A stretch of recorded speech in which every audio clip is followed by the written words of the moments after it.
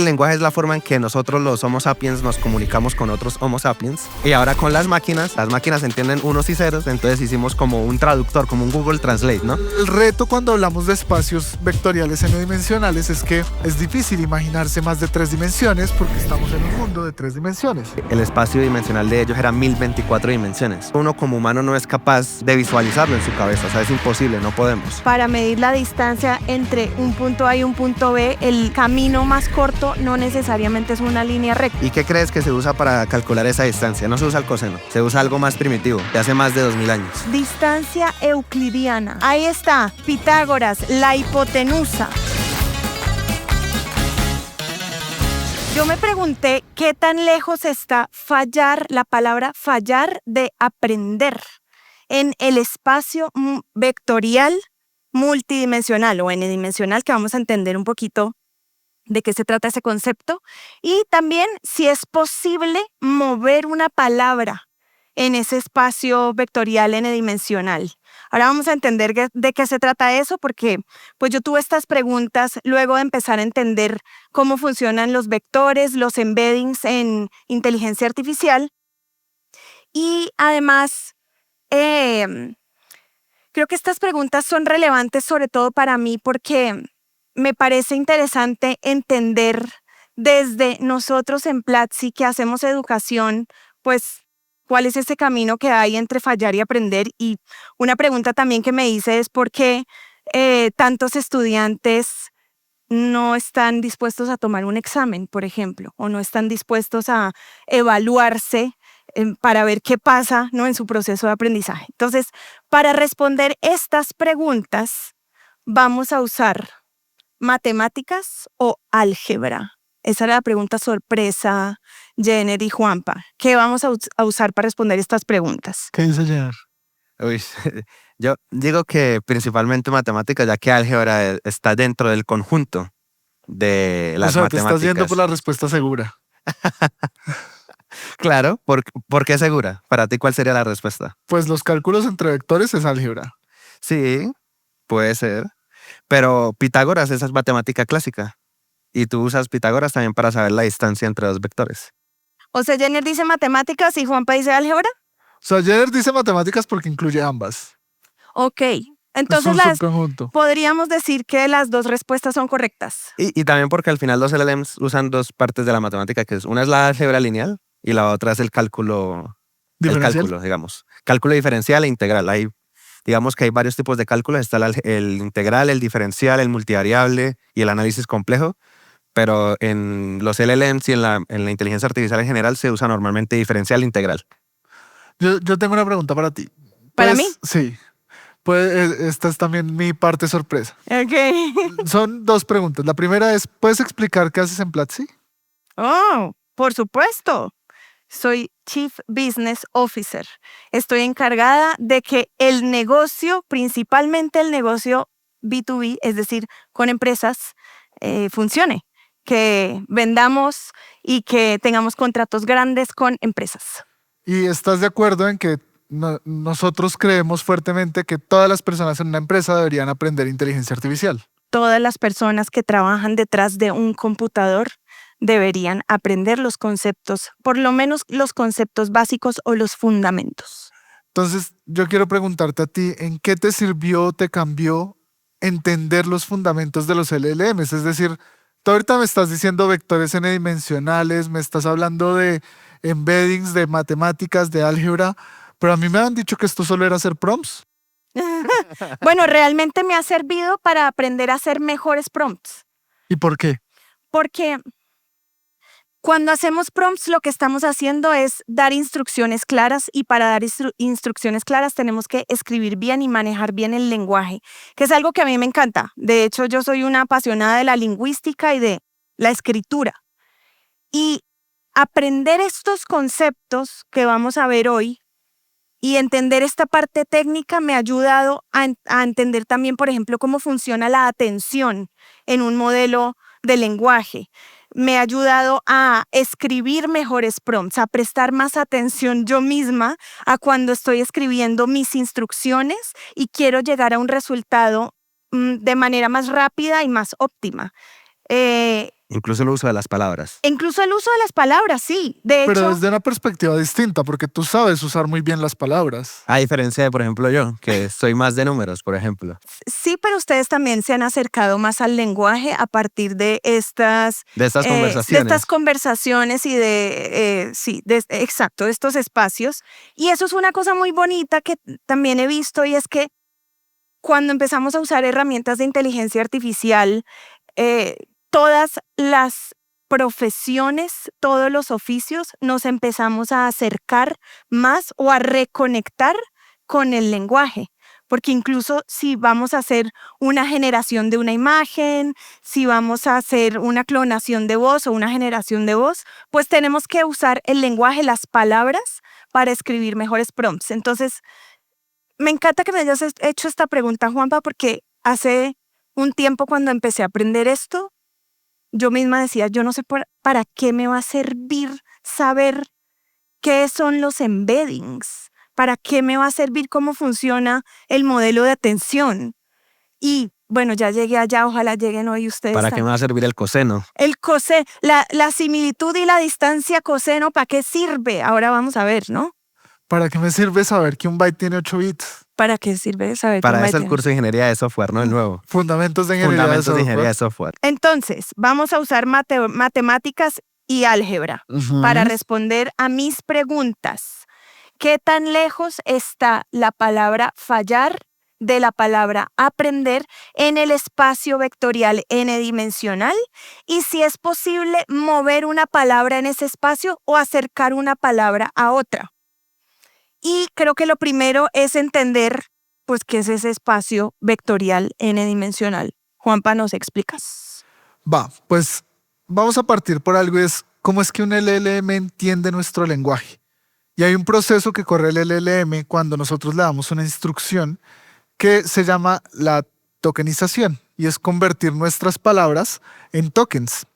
Los tokens son importantes en este contexto porque básicamente todo nuestro lenguaje lo entiende a partir de tokens. Y cuando nosotros pasamos a implementaciones más complejas de inteligencia artificial, pues todas estas APIs de OpenAI, Anthropic, Gemini, nos cobran por cantidad de tokens.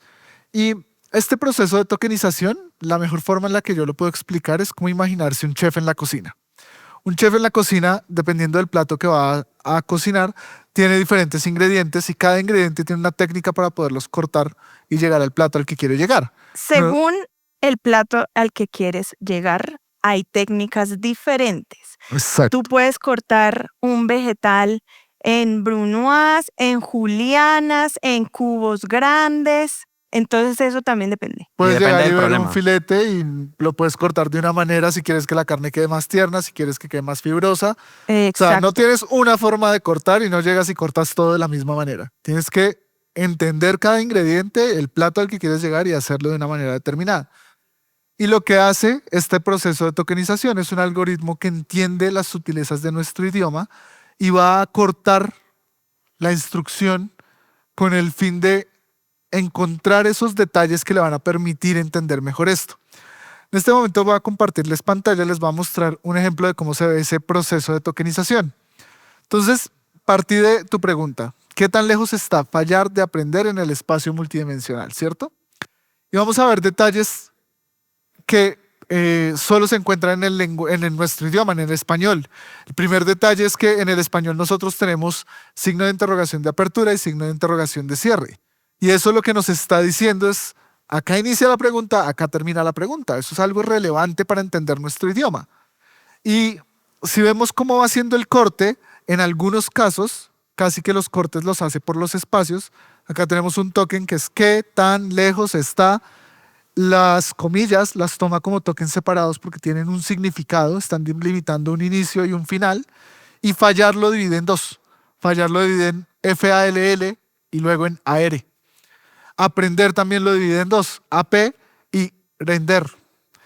En el espacio multidimensional. Multidimensional siendo una palabra tan larga, la divide en dos, multidimensional. ¿Querías agregar algo, Jenna? Sí, yo quería agregar algo y es, por ejemplo, en la palabra fallar, que la parte en dos tokens diferentes. Como estos modelos, en este caso está usando GPT-4o, son modelos que entienden múltiples lenguajes, puede que fallar venga de la raíz también de fall, en inglés de caer, ¿ya? Entonces, por eso se utilizan estas técnicas que tratan de generalizar también entre múltiples lenguajes, por ejemplo. O, por ejemplo, en el qué, si se dan cuenta, agarró el signo de pregunta qué, que es muy del español.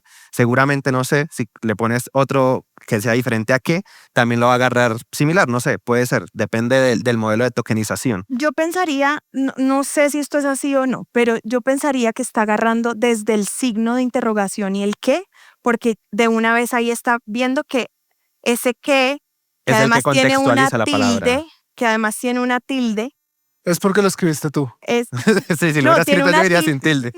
tiene una tilde y cuando el qué tiene una tilde, pues es una pregunta, ¿no? Y Claro. entonces está incluyendo el signo de apertura de interrogación. Claro, y esa es la generalización del lenguaje. Por eso se ve muy claro en la de fallar.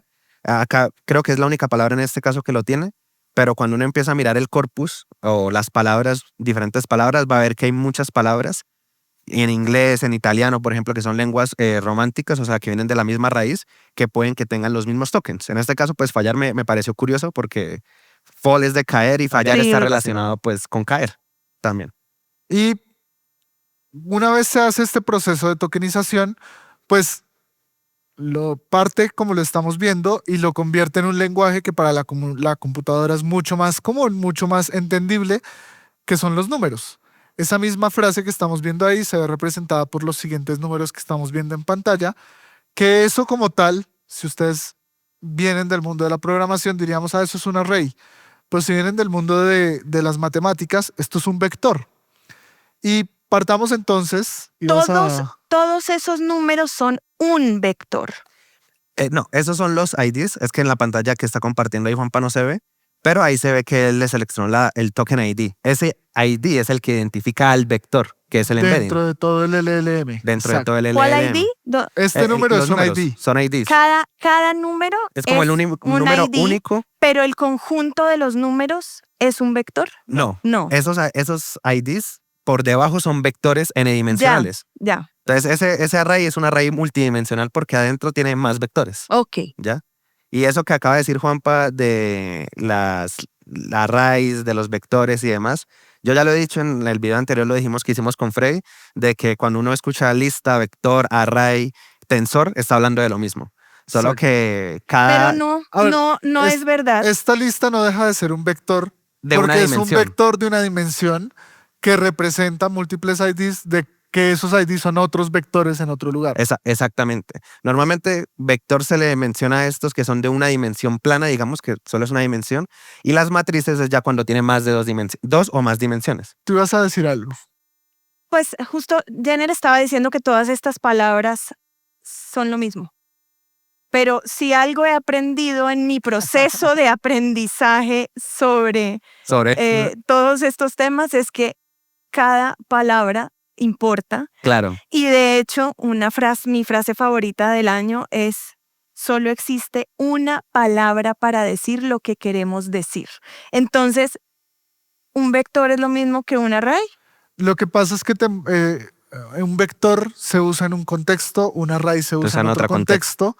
Pueden terminar, si nos vamos a la parte más pragmática, en que su visualización y su operación pueden ser las mismas, pero cuando hablas de un vector, estás predisponiendo, estás activando en la cabeza de uno Claro. un universo diferente que si hablas por un array. Si yo en este momento les digo array, los programadores van a decir, sí, ya sé qué es. Y los físicos van a decir eso que yo lo conozco como tensor, porque en física se usa más tensor, que es la matemática tensorial, que es álgebra lineal. Entonces depende mucho del contexto, tienes razón, o sea, yo digo que significa lo mismo para simplificarlo porque normalmente cuando uno está en internet aprendiendo sobre esto ve array, vector, matriz, tensor, vector n-dimensional. Entonces es como, tiende uno a confundirse porque uno cree que son cosas diferentes, pero van en cada contexto. Si hablas con un matemático va a ser de una manera, un programador de otra y un físico de otra manera. Perfecto. Ahora, volviendo a este tema, cuando nosotros hablamos de vectores, nos recordamos a la época del colegio en donde nos mostraban un plano cartesiano, nos decían, bueno, tienes el eje X, tienes el eje Y, y un punto en el plano cartesiano es X, Y, ¿no? Y entonces eso es un vector, y un vector no lo pintaban con la flechita, y nos decían todos los vectores tienen una dirección. Y máximo por ahí nos llegaron a decir, ya existe una tercera dimensión y entonces eso se ve así, que está el X, está el Y, está la Z, y en un punto en ese plano cartesiano es X, Y, Z. Pero como que nunca nos terminan de aterrizar esto hacia la vida diaria, por así decirlo. O sea, Es real. más de uno cuando estuvo aprendiendo eso dijo, ¿y esto para qué me sirve? O, ¿Cuándo lo voy a usar? ¿cuándo lo voy a usar? Exacto. Y lo curioso es que por lo menos un vector de 3 dimensiones como este X, Y, Z lo usamos mucho en la vida adulta. Sí. Cada Para vez que vamos a caminar. comprar un mueble, por ejemplo. Cuando Cada vamos vez a que- IKEA, cuando vamos a IKEA a comprar el mueble. Entonces, lo primero que nosotros siempre vamos a ver para ver si el mueble nos queda bien en la casa es cuál es su ancho, cuál es su alto, cuál es su profundidad. Y con eso más o menos nos damos la idea y decimos, este mueble es el que me gusta o este mueble no es el que me gusta. Y ahí lo único que estamos haciendo es al final describir. Estamos describiendo el mueble bajo unos parámetros que en este caso son medidas. Y el reto cuando hablamos de espacios vectoriales n-dimensionales es que es difícil imaginarse más de 3 dimensiones porque estamos en un mundo de 3 dimensiones. Y ahí 4. podría alguno en el chat decirme, Dice bueno, 4. Jenner dice que estamos en un mundo de 4 dimensiones. Jenner representó al chat diciendo, no, son 4 porque el tiempo es una más. Pero uno no se imagina el tiempo. Es difícil imaginarse el tiempo. Claro. Entonces, a mí me gusta siempre poner un ejemplo para poder imaginarnos más dimensiones con la vida diaria. Acá les voy a preguntar a ustedes, cuando van a un restaurante, ¿qué es lo que ustedes miran para saber si quieren comer en ese restaurante o no quieren comer en ese restaurante? Para mí el servicio, la atención. El servicio, para ti. El menú, la calidad de la comida. Majo, para ti. La cogí off guard. A mí la comida, sí, el sabor, si El tiene sabor. alguna temática, tal vez. Temática, ¿qué más? ¿Qué más miras, Jenner? Los precios, Los precios. Los reviews. Los reviews. las Reviews. estrellitas. O sea, acá nada más llevamos 7 cosas que evaluamos para decir, ese restaurante es un restaurante que me gustaría. Y si ustedes lo piensan, cuando entran a Google Maps y dicen quiero ir a un restaurante, ordenar por reviews y sale 4.9. Pero uno ve en 4.9 y lo primero que dice es, a ver, pero veamos más detalles. ¿Cómo está el servicio? ¿Cómo está la comida? ¿Es de comida de mar?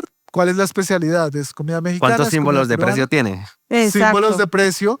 Al final lo que estamos viendo es a cada una de esas dimensiones o características que nos permiten tener un concepto completo de el restaurante y decir, ¿me va a gustar o no me va a gustar? Y otro lugar en donde lo usamos muchísimo y no nos damos cuenta son las direcciones. Cuando nosotros vemos una dirección para que nos llegue algo a nuestro hogar, a nuestra casa, pues tenemos que saber cuál es el país, cuál es la ciudad, cuál es la localidad. En México es muy común tener cuál es el tipo de recinto, si es un edificio, es una casa, es un departamento, cuál es la dirección en el caso de Colombia concreta, pero en México la dirección se descompone en 3, que sería la calle, número exterior, número interior, y todavía Incluso tienen entre calles, tienen el color de la puerta. se hay en- una característica de la fachada. En Costa Rica, creo que es en Costa Rica, me corrigen en el chat, pero creo que las direcciones son como la casa rosada que está al lado de la tienda de Doña Juana. Bueno, eso nos pasó con un certificado que tuvimos que entregar. Ah, entonces sí. Pero entonces, ¿por qué crees que en Colombia podemos tener esta número de dimensiones y poder hacer un delivery, pero en México tenemos que llegar a las características de la fachada, entre qué calles está? ¿Por qué crees que pasa eso? Me imagino que es por cómo está organizada la ciudad, o sea, cómo está organizada la información, que además siempre en Bogotá nos enorgullecemos mucho de decir, pues que aquí es muy fácil saber a dónde hay que llegar porque la calle 72 está antes de la calle 73, ¿no? Y después de la y después 71. es, Entonces, exacto. en este caso es medio obvio entre qué calles está, ¿no? Sí, no hay que saberse los nombres de las calles como, no sé, la Avenida Chile o que igual algunas calles en Bogotá tienen eso, la Pepe Sierra tienen nombres en lugar de números. Y son muy pocas y casi que cualquier persona que vive acá sabe que la Pepe Sierra es la 116. Ujú. Yo que no la lo avenida sabía. Chile es bueno, Le tú te enseñamos acabas de algo a mudar. Jenner hoy. La calle 116. Lo logramos. Se Jenner llama- nos vino a enseñar y le enseñamos nosotros. Entonces, el punto justo es que cuando estamos hablando de las dimensiones que describen un concepto, antes hablábamos de un restaurante, ahorita estamos hablando de una ubicación, depende mucho del contexto si necesitamos más o menos información para poder describirla de manera efectiva. Y esa información va a ser más o menos relevante dependiendo de las comparaciones que hagamos. Al final, lo que hace este proceso de tokenización y este proceso de vectorización es de qué manera puedo describir una palabra sin mencionar esa palabra. De qué manera puedo encontrar las sutilezas del lenguaje que existen a esa palabra, y no solo del lenguaje, sino también culturales, porque todo Sudamérica, Centroamérica y México hablamos español, pero no es lo mismo almuerzo en Colombia que en México. O comida. Y eso comida. dentro del mismo lenguaje, en este caso el español, pero ¿qué pasa con el árabe, con el japonés? Con lenguajes que no tienen la misma raíz que nuestro lenguaje, el español. ¿Qué pasa? Por eso es que lo que pasa normalmente es que se tratan de obtener la mayor cantidad de datos posibles de esos lenguajes. Pero es muy difícil porque hay lenguajes o lenguas que están a punto de morir porque hay muy poca gente que las habla, que es difícil recolectar esa cantidad de información para justo sacar estas dimensiones, como lo menciona Juan Pablo, las dimensiones que caracterizan cada una de esas palabras. Normalmente con los LLM se entrenaron, pues los primeros entrenaron en este lado de la Tierra, pues eran muy buenos con el inglés. Pero por ejemplo, cuando salió GPT-2, pues era excelente con el inglés, pero cuando uno le preguntaba en español, se volvía loco, no sabía cómo responder, porque no lo habían entrenado con los datos suficientes para que pudiera generalizar también el español. Ahora, yo tengo una pregunta, Jenner, y es que ya expliqué cómo un LLM lo que trata es de coger una palabra o un token. Vamos a empezar a hablar desde palabras para que sea menos abstracto, pero agarra una palabra y trata de generar dimensiones con el fin de describir esa palabra sin necesidad de mencionar esa palabra. Lo que yo quiero que nos expliques es cómo así que hay una distancia entre palabras. O cómo se mide la cercanía entre palabras. Claro, como Juanpa nos estaba contando, pues al final el espacio dimensional, si nos quedamos en las dos dimensiones para no complejizarlo más, pero tengamos en cuenta que, por ejemplo, GPT-2, que fue el primero que salió, el espacio dimensional de ellos era 1024 dimensiones. O sea, eso uno como humano no es capaz de visualizarlo en su cabeza. O sea, es imposible, no podemos. ¿Por qué? Porque no vivimos en ese tipo de mundo. Pero las mismas matemáticas que nosotros aprendemos para dos dimensiones se pueden extrapolar para las dimensiones que queramos, porque los matemáticos tienen esto y es que les encanta que todo sea generalizable. No les gusta algo que solo sirve en unos casos puntuales, sino les gusta que todo se pueda usar en todos los casos posibles y si no, no es válido para ellos. Entonces, ahí es donde entra, por ejemplo, la más conocida es la distancia por coseno. La distancia por coseno yo sé que suena como magia negra, como que uno diga, uff, el coseno, esa función que al menos yo cuando estaba en la universidad estaba aprendiendo cálculo en análisis complejo 10, porque es una de las funciones junto con el seno más complicadas. Pero el coseno, cuando uno dice similitud por coseno, uno lo único que está diciendo es qué tan cerca está el ángulo entre dos vectores. Entonces voy a compartir pantalla. Te iba a decir que si compartía esta imagen primero, A ver. la del vuelo. Ah, bueno. Comparte. Yo necesito que compartamos esa imagen del vuelo porque una de las cosas que entendí cuando estaba aprendiendo sobre esto es que para medir la distancia entre un punto A y un punto B, el camino más corto no necesariamente es una línea recta. Y necesito que me expliquen esto otra vez. Claro, lo que pasa es que normalmente nosotros cuando vemos el planeta Tierra lo vemos en un gráfico que se llama que llama la proyección Mercator, que lo que trata es poner una esfera, pues por si no lo sabían, el planeta es redondo. ¿Cómo? ¿El planeta qué? Es redondo, es una esfera, ¿No era plano y lo soportaban unos elefantes? No, creo que no. Yo sí ¿Crees? No vamos a entrar a esa discusión. Pero el planeta es una esfera y entonces cuando nosotros estamos viendo el camino más corto, en este caso acá Juan Pablo lo colocó entre Australia y Uruguay, pues la realidad es que no es una línea recta, porque esto viene de una esfera y cuando nosotros ponemos esto en una esfera, ahí vamos a ver que la línea es un arco en la esfera. Esa es la distancia más corta en un espacio tridimensional en este caso, que es una esfera, ¿ya? Lo mismo pasa en las dimensiones del espacio vectorial. Entonces voy a compartir pantalla.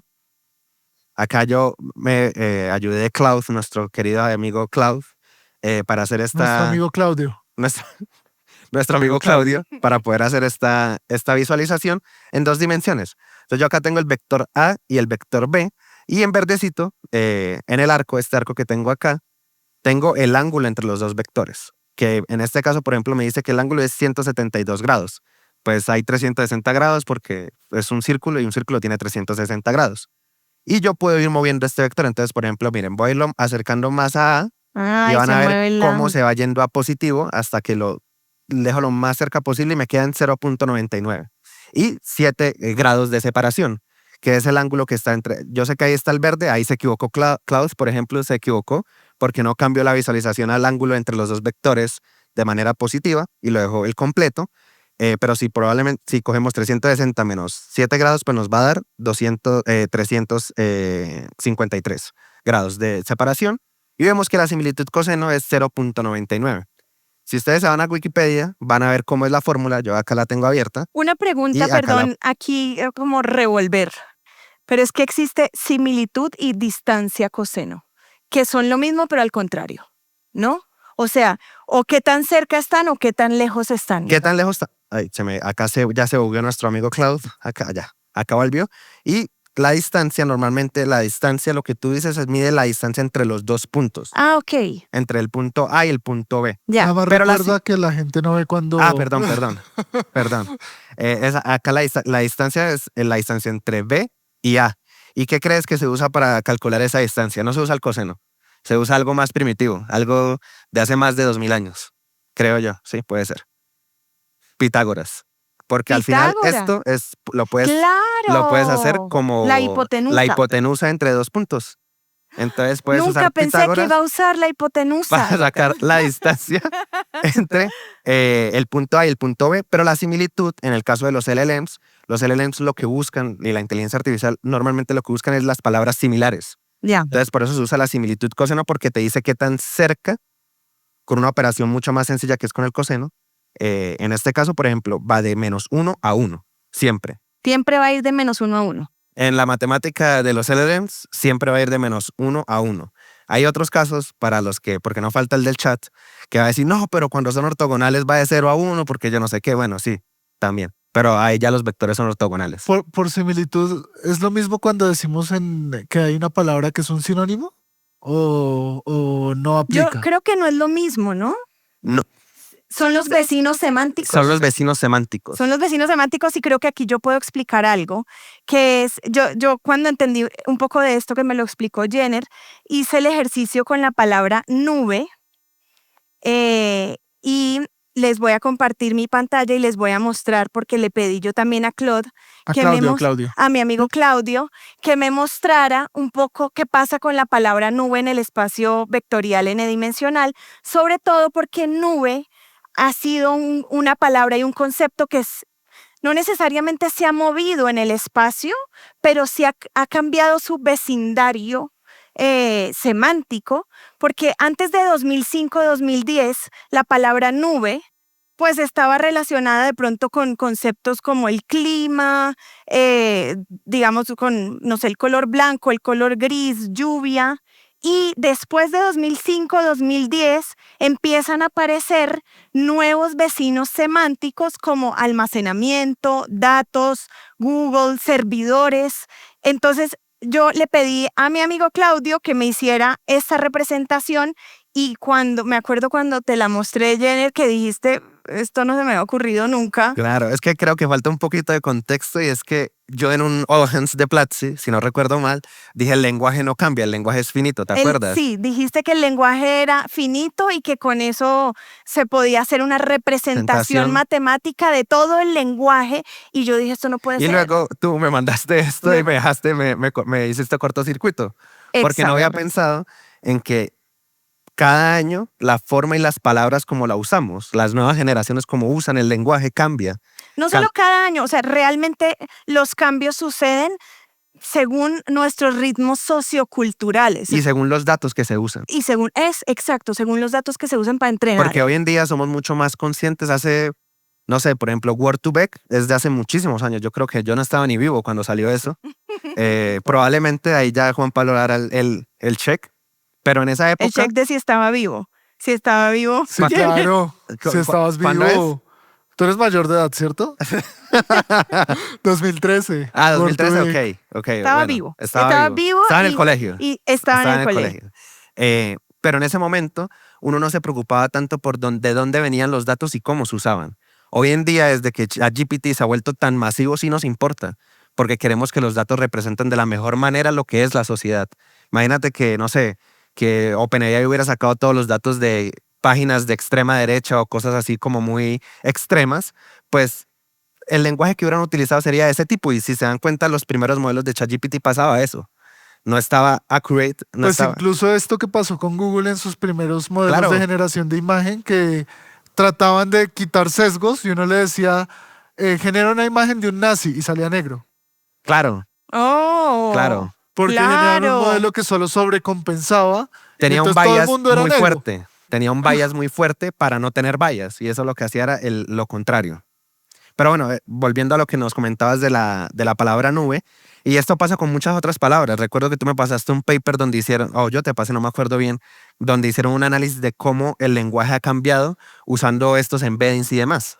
Pues es que se puede representar, como vimos ahora con la palabra nube, cómo es que van cambiando los conceptos y sus vecinos semánticos. Yo no sé si alguno de ustedes que son muy jóvenes en el colegio y fueron a un modelo de la ONU, ¿hicieron algo así parecido? Sí, no lo hicieron. No, Pues yo sí que tengo aquí Perdón, compañeros. decepcionarte. Daniel hizo un modelo de la ONU. Majo, ¿tú alguna vez fuiste a un modelo de la ONU en el colegio o no? Ojalá haya compañeros en el chat que hayan ido a un modelo de la ONU en el colegio, si no, ya me siento viejita. No, no creo. Por Dios. Bueno, pues les voy a contar historia de hace mucho tiempo. Tráiganme un té, por favor. Tráiganos un tecito.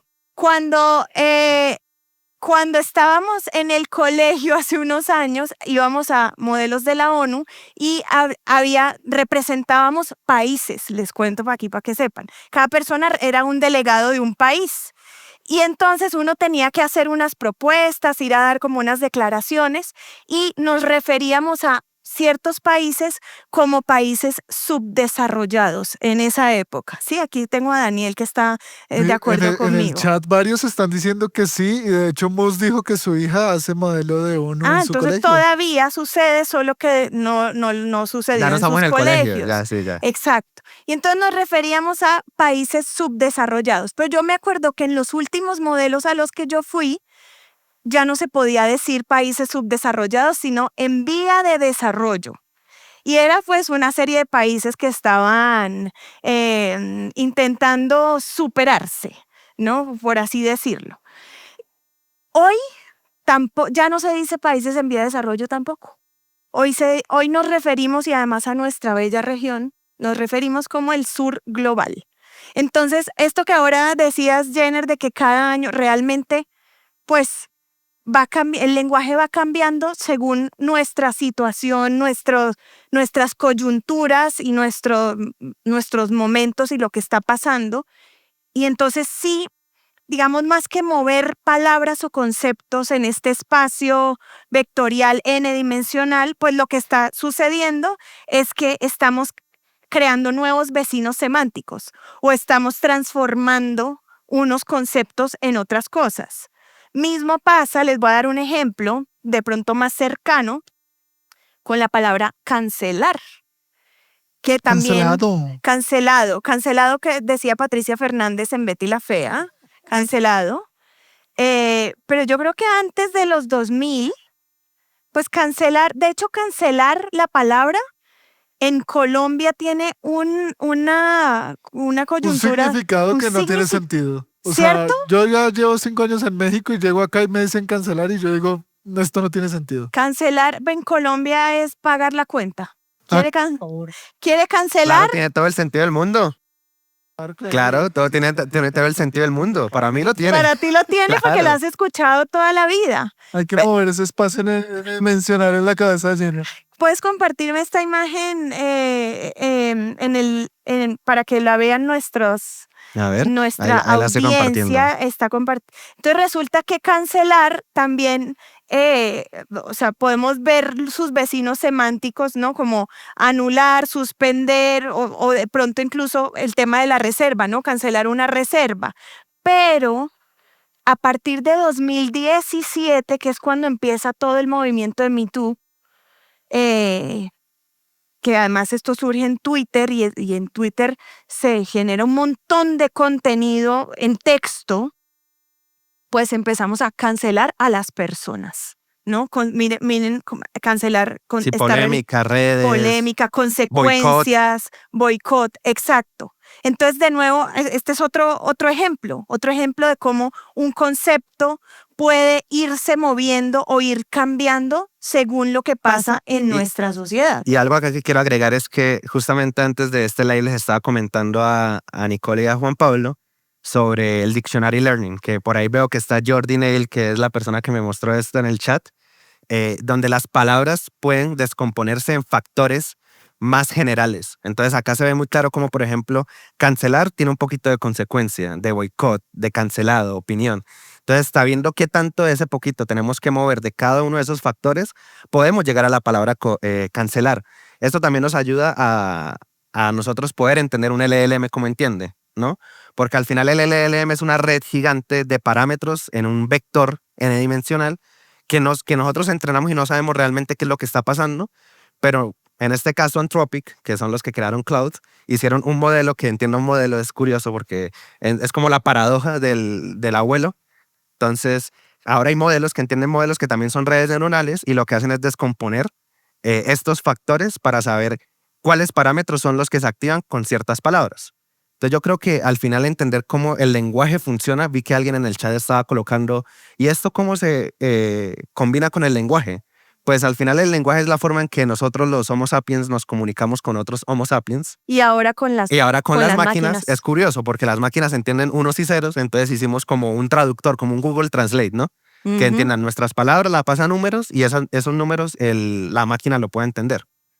Ahora, Juanpa nos contó más al inicio un poco cómo funciona el espacio vectorial n-dimensional y vimos el ejemplo de las direcciones o vimos el ejemplo de los restaurantes, ¿no? Y que pueden haber un montón de dimensiones para describir algo o para dar características.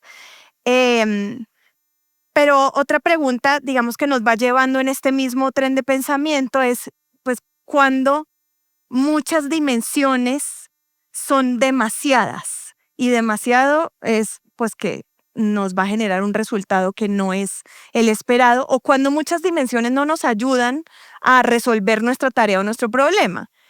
Aquí tengo mi imagen lista. Vamos a volver otra vez a la historia patria y quiero saber si alguno de ustedes sí no jugué eso. ha jugado este juego. ¿Sabes que es de los 80s, no es de los 90s? Es un juego de los 80s, por eso Jenner no tiene ni idea. Yo creo que mi mamá ni siquiera estaba viva ahí, probablemente. Tampoco. Mi mamá tiene 45, probablemente. Bueno, sumas y restas. Miren, Jenner es muy buen AI Software Engineer, pero todavía no ha hecho la suma y resta de cuánto es 20-25 menos 40. Exacto. Ahí vamos. Yo creo que la mamá de pronto sí conoce este juego. De pronto. Este juego se llama Adivina quién, Jenner, o Guess Who. Tú sí lo jugaste, Juanpa. Sí, por supuesto. ¿Sí? Bueno, y entonces este juego lo que uno hacía o hace si siguen jugando es que son dos personas, cada una tiene un tablero, Jenner, para que sepas cómo jugar. Cada uno tiene un tablero y hay imágenes de personitas diferentes y cada persona del juego tiene como un personaje y el otro tiene que adivinar quién es su personaje. Acá se ve mejor un poquito cómo se ve el tablero cuando tú estás enfrente. Entonces si quieres, lo voy a comparto, dejar de compartir. para que así también Jenner no se lo tenga que imaginar. Pero mira, cuando tú estás de tu lado, esto es lo que ves. Okay. Ves un tablero con las personas, las caras de las personas y sus nombres. Bueno, y ahí falta que en la parte de más adelante está también la persona que es la tuya, que está adivinando, que está adivinando el otro. Es una prueba de quién la adivina más rápido, ¿verdad? Exacto. La idea es ver quién adivina más rápido quién es tu personaje. Y pues creo que este juego nos ayuda a explicar un poquito pues que cada personaje tiene diferentes características o dimensiones, ¿no? Entonces uno empieza, la verdad cuando uno está jugando, pues uno empieza a preguntar si el color del pelo es rojo o si usa lentes, si tiene barba y vas haciendo como que vas descartando, ¿no? Pero hay un concepto que es importante aquí entender que son las pruebas de discriminación. ¿Te acuerdas? En las notas no está la mejor pregunta para ganar este juego en menos pasos. ¿Te acuerdas cuál es? La mejor pregunta para ganar este juego en 2 pasos. Es en 5 pasos, pero empiezas con una pregunta clave. O sea, No es la que tienes ahí. El P es igual a 5. La mínima cantidad de preguntas que debo hacer Sí. es 5. Bueno, justamente es eso, ¿cuál es la forma más rápida de ganar este juego? Que yo no sé si es la forma más divertida. Claro. Pero es una optimización matemática al final, o sea, digamos que... Sí, es una optimización combinatoria. matemática. A ver, lo que yo tengo en mis notas, que era lo que yo hubiera preguntado, pero ya me dijiste que no es que yo haría una pregunta de género, ¿no? ¿Es hombre o mujer? Claro que Hoy en día está peligroso. hoy hacer esa pregunta, no sé. Pero eso es de los 80. Pero en los 80s uno hubiera podido hacer esta pregunta y de alguna manera eliminaría a más personajes con una sola pregunta en lugar de preguntar si usa lentes o no. Mira que ahorita que me lo estás explicando, esto me recuerda a una cosa de las redes neuronales y de la IA en general, y es cómo uno sabe cuántas son las dimensiones correctas para usar cuando uno entra a un LLM, Exactamente. ¿no? O sea, y la respuesta capaz a algunos no les gusta porque pues obviamente a la gente le gusta tener una fórmula donde uno pone algo y le da una respuesta, pero pues todo en la vida no es así. En estos casos normalmente lo que se hacen es pruebas con diferentes combinaciones de parámetros, hasta que uno dice, ok, con 1024, con 512 o con 60, yo puedo resolver mi problema. También tengan en cuenta de que cuando uno sube la dimensionalidad de algo, pues si tú tienes que hacer una comparación entre distancias o similitud coseno, pues entre más alto sea el número, más operaciones tienes que hacer. Entonces Exacto. es más costoso también. Entonces hay que tener un balance entre cuántas dimensiones tengo yo para obtener la mayor precisión posible. Y que va a llegar un punto en el que también tener muchas dimensiones lo que puede hacer es que tengamos otros problemas. Que los LLMs, por ejemplo, memoricen o tengamos problemas a la hora de poder ejecutar eso y que la gente lo use. Entonces yo creo que también eso es una cosa que quiero transmitirle a la gente, y es normalmente uno tiene que probar. Y hay muchas optimizaciones que salen todos los días en los LLMs que es porque a alguien se le ocurrió probar una combinación que no habían probado. Ahora, ¿a ti se te ocurre cuál sería la pregunta que descartaría más gente en este juego? Más personajes. Más personajes. Más personajes. Gracias. Uy.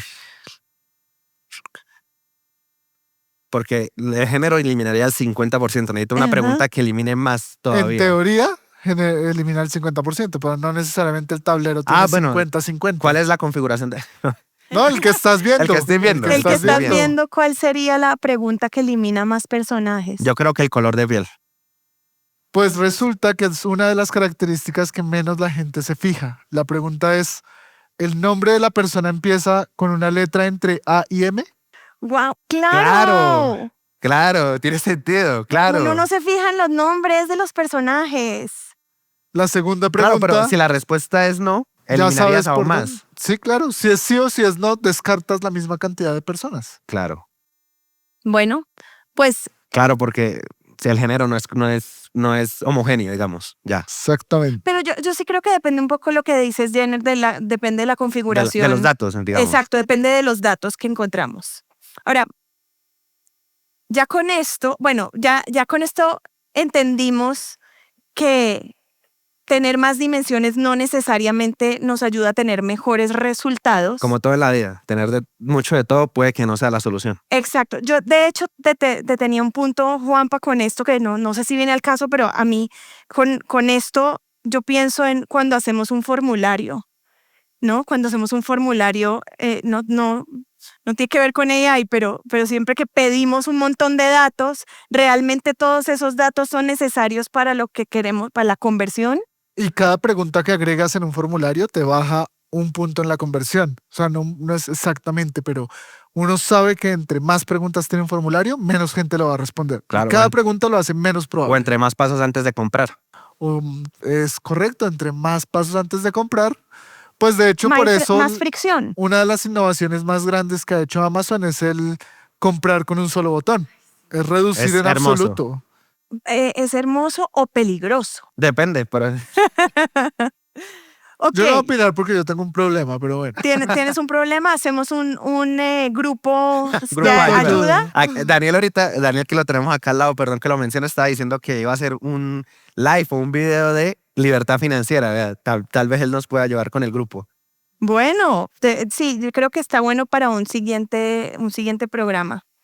Ahora, ya creo que logramos responder gran parte de las preguntas que teníamos, sobre todo en cuanto a si es posible mover una palabra en el espacio vectorial n-dimensional. Entendimos además qué es ese espacio y cómo funcionan los vectores, pero nos falta la pregunta que nos trajo acá, que es ¿qué tan lejos está fallar de aprender? Y a mí me surgió esta pregunta justamente porque teníamos la duda de por qué tantas personas evitan tomar un examen dentro de la plataforma o un poco como toda esa fricción que sucede cuando estamos aprendiendo. Es más, salgámonos de Platzi. Simplemente cuando estamos aprendiendo algo nuevo, primero tenemos que hacerlo mal hasta llegar a hacerlo bien y eso tiene que suceder. Entonces, ¿vas a compartir tú? Pues te lo preparé para que pudieras tener tu inspiración completa. Muchas gracias. Entonces, yo le pedí a mi amigo Claudio que me mostrara si había un camino entre fallar y aprender en el espacio vectorial. Y lo bonito de esta visualización es que además hay como unos clústeres de palabras, digamos, entre comillas, negativas, ¿no? O sea, son fallar, error, ¿no? Y cómo se va transformando ese camino de algo negativo a algo positivo. Yo también me hacía esta pregunta en términos un poquito más socioculturales de cómo hacemos para que nuestra sociedad, nuestra cultura, nuestra comunidad vea el hecho de fallar como algo positivo y como parte del camino para el aprendizaje. Y pues hay un camino que tenemos que seguir para desde fallar hasta aprender. Aquí hay dos conceptos que me gustaría que Jenner nos aclare un poco porque los vemos aquí, que es word stepping y el camino no lineal, ¿no? Claro. ¿Qué pasa en el espacio multidimensional? Similar a como lo vimos cuando estamos viendo el camino más corto de ir de un país a otro. En este tipo de espacios, o sea, puede que no sea común que una línea recta también sea el camino más rápido para yo llegar hasta otra palabra. ¿Por qué? Porque hay palabras que se pueden soportar entre ellas que van a ayudarnos a llegar a esa palabra o a ese lugar donde queramos nosotros mover el espacio. Y algo que se ve muy, muy bien en esta gráfica que estamos viendo y que a mí me gusta mucho es que uno de los componentes más importantes de los LLMs es esto: cómo muevo yo una palabra de un lugar a otro para mantener el contexto más grande posible. Entonces, si yo estoy usando la palabra fallar, pero en la misma frase estoy diciendo como estoy practicando, estoy probando mucho, pero estoy fallando, pues ya la palabra fallar no va a tener que estar precisamente en ese clúster negativo, sino el modelo LLM lo va a mover al clúster amarillo. Que no es lo mismo hablar de una falla geológica. Que no es lo mismo hablar de una falla geológica. Y ese es el poder de los LLMs, que ese es cuando Nicole ahorita mencionaba el mecanismo de atención. Para simplificarlo bastante, es eso. ¿Cómo muevo yo una palabra de una manera eficiente en el espacio hasta llegar a donde realmente tiene el contexto completo que el LLM necesita y que nosotros le queremos transmitir a él? Me gusta mucho este framing que hace Jenner de cómo vemos aquí el mecanismo de atención, porque es una palabra sola, podríamos decir que no significa nada o que significa todo, que Claro. significa muchas cosas. Y es solo cuando la ponemos en contexto con otras palabras que Sabemos podemos decir, quiere decir esto. exacto, que podemos saber realmente cuál es su significado a través de la intención. exactamente. Y que también cada contexto es diferente y en cada lenguaje funciona de manera distinta. Por eso es que recordemos que los LLMs modernos ahora entienden muchos lenguajes. Creo que, por ejemplo, Gemini, que sacaron una actualización hace poco, creo que entiende por defecto 15 lenguajes diferentes. ¿Idiomas? Idiomas, perdón. 15 idiomas diferentes.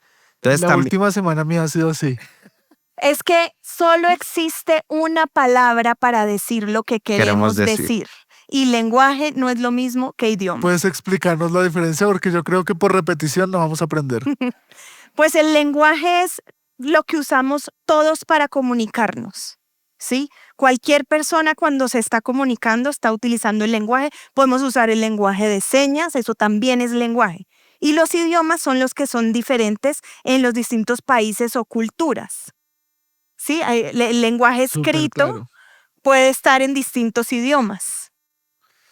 Yo suelo hacer eso mucho con ChatGPT. Cuando no logro algo con un prompt, le abro una nueva y le digo, dime qué significa esta palabra.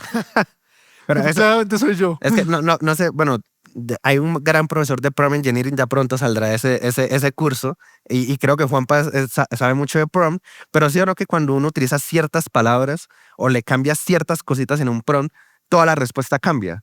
Pues una de las cosas más importantes en los prompts es que muchas veces uno ve estas hojas de trucos y tips y prompting y tal, y lo que dicen es escríbale en mayúscula, porque con eso entiende. Y hay algo que tenemos que tener en cuenta con todo lo que hemos explicado, es que claro, si significa algo en nuestro lenguaje, significa algo para el LLM. Pero así como cuando le hablamos a una persona y uno le grita a la persona, va a entender, no es la forma más efectiva. Podríamos Guiarlo de otra manera. las palabras correctas y ser más efectivos en nuestra comunicación en lugar de andar gritando. Entonces, pasa exactamente lo mismo. En un prompt nosotros podemos creer que la palabra que estamos usando es la más correcta y durar horas y horas tratando de darle vuelta al prompt porque no logramos el resultado y el error estaba en que no es lo mismo community manager a social media manager. Claro. Eso es algo muy lindo de los LLMs modernos y también yo creo que lo relaciono mucho a lo que Nicole nos decía del camino no lineal y es que yo me lo imagino mucho y esa es la analogía que uso es cuando estoy usando Google Maps y dependiendo de la hora el camino más largo o el más corto es uno u otro porque depende del contexto de ese momento por donde me puedo ir para llegar más rápido a donde yo quiero moverme. ¿Puedes Acá. explicar lo de la distancia Manhattan? ¿Distancia Manhattan? Dios mío, señor. Necesito entender esto ya. Esto lo aprendí por Francisco Gordillo, nuestro Head of Data acá en Platzi. Y es que la Google Maps, cuando se estaba desarrollando como estas tecnologías de buscar el camino más corto en el espacio, en las calles, se diseñó un algoritmo en Manhattan, precisamente en Nueva York, porque pues es una de las ciudades con más tráfico, de las más densamente pobladas, y diseñaron un algoritmo para tener en cuenta múltiples variables a la hora de nosotros calcular la distancia entre un punto y otro.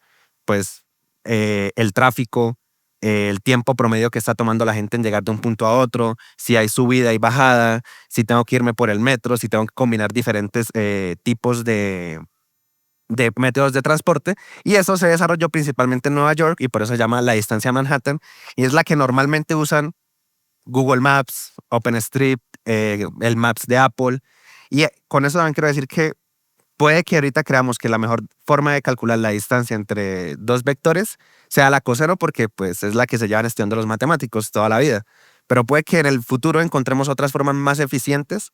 A mí, por ejemplo, yo soy fanático de un algoritmo y si me lo pudiera tatuar, me lo tatuaría, que se llama ¿Por qué no se lo puede tatuar? No he encontrado el espacio, no he encontrado el espacio. ¿Pero en la piel o O en el la agenda? espacio vectorial n-dimensional. En la piel. Que es el asterisco, que justamente estaba hablando perdón, A-Star se llama asterisco, lo siento, Daniel. Que justamente le estaba explicando le estaba diciendo a Freddy que ese algoritmo es uno de los que se usa cuando uno quiere buscar, es como un algoritmo de Dijkstra, ¿conocen Dijkstra? No, ¿qué es No. eso? Un algoritmo, perdón, me estoy yendo por la rama. Vámonos por ese rabbit hole. Ahora, solo antes de que entres, Majo, ¿puedes mostrar la imagen que te compartí ahí para... Voy a ver por primera vez en vivo distancia euclidiana. Es Ahí Pitágoras. está, Pitágoras, la hipotenusa. La hipotenusa. Sí servía para algo. Sí servía para algo. algo gracias a mi profesor de geometría Giovanni Pereira en el colegio. Gracias, Giovanni. Ahora sí, nos estabas diciendo. El algoritmo de asterisco es un algoritmo que usa heurísticas. Una heurística, para las que saben programar, pues es un if, es una condición. Ujú. Una condición que se tiene que cumplir para yo encontrar un camino. Tú decías ahorita de que usar más de todo no es bueno. Entonces, cuando uno está buscando el camino entre un punto A y un punto B en un grafo es la conexión entre nodos, líneas y diferentes nodos. Voy a compartir una imagen para que las personas que están en el live lo entiendan, pero es esto. Ahí la voy a compartir. Maravilloso equipo de producción. Es esta de acá. Entonces, esto es un grafo. Entonces, ¿cuál es el camino más corto entre 6 y 1? Uno como humano uno diría, no, pues 6, 4, 5, 4, 1. 5, 1. Ajá. En este caso, el 5, y el 4 y el 6 hace referencia a cuánto me cuesta pasar por ahí. Entonces, también lo tienes que tener en cuenta. Tener en cuenta eso es una heurística. Y hay algoritmos, el más conocido es el algoritmo de Dijkstra, pero el que a mí más me gusta es el algoritmo de A asterisco porque lo hace de una manera mucho más eficiente y lo que hace es descartar caminos por los que no hay que irse. Por ejemplo, eso fue lo que hace Stockfish o ¿cómo se llama esta? La IBM Blue, la que derrotó a Kasparov en el ajedrez, usaba este tipo de algoritmos para saber cuáles eran los mejores caminos cuando yo movía una pieza de un lado a otro. Y pues en 2017 fue lo que hizo Google para ganarle al campeón de Go. Go es este juego ancestral chino que es mucho más complejo que el ajedrez porque tiene muchas más piezas. Entonces usaron un algoritmo similar al asterisco para poder disminuir la cantidad de posibles opciones. Y todo eso también se podría usar en los LLMs. Solo falta que alguien lo pruebe. Pues maravilloso porque hemos logrado responder nuestras dos preguntas hoy. Primero, vimos que sí es posible mover una palabra en el espacio vectorial n-dimensional y además no solo es posible, sino que sucede todo el tiempo con los cambios socioculturales que estamos teniendo. Ahí Juan pasa a compartir una gran visualización. Vamos a ver una gran visualización. Continúa, por favor. Pero creo que la respuesta más bonita a la que llegamos es que hay un camino entre el fracaso y el aprendizaje. Vimos esta visualización y además aquí estamos viendo una muy bella. Entre fracaso y aprendizaje. Fracaso y aprendizaje. Conocimiento, reflexión, resiliencia, motivación y experiencia. Esas son las palabras que, digamos que el camino que nos traza esta visualización, pero además pues podemos ver con esto también que es posible aprender de estos temas y que al comienzo hay que hacer las preguntas hasta entender e incluso hacer preguntas que nos van a decir, no, por ahí no es, ese no es el camino. Y que el mejor camino para llegar de un lugar a otro no siempre es un camino lineal. Lineal. Yo creo que algo muy increíble de los LLMs y de todo esto no de la AI es que está haciendo que más profesiones o más áreas de conocimiento se conecten entre ellas, ¿no? O sea, a mí me ha roto la cabeza muchas cosas que Nicole me ha preguntado y luego me ha traído respuestas de cómo ella lo entiende desde su área de conocimiento y cómo lo combinamos con lo que yo sé. Eso creo que lo ayuda también a uno a ver otras perspectivas y a ver posibles soluciones también. Sí, en esto que escuchamos tanto que nos está de pronto desconectando de las raíces de lo que hacemos o de lo que entendemos. De hecho, escuchamos bastantes comentarios sobre cómo usar herramientas de AI. A veces hay personas que dicen que es como hacer trampa. Pues de repente habrá quien las use como para llegar más rápido a un resultado o a una pregunta que tienen, que eso no está mal, pero lo que dice Jenner también es correcto y de otras maneras nos estamos conectando. Personas que de pronto nunca hubiéramos conversado de estos temas y llegar a encontrar cómo se conecta, por ejemplo, las matemáticas y el álgebra con la lingüística. Para mí ha sido fascinante.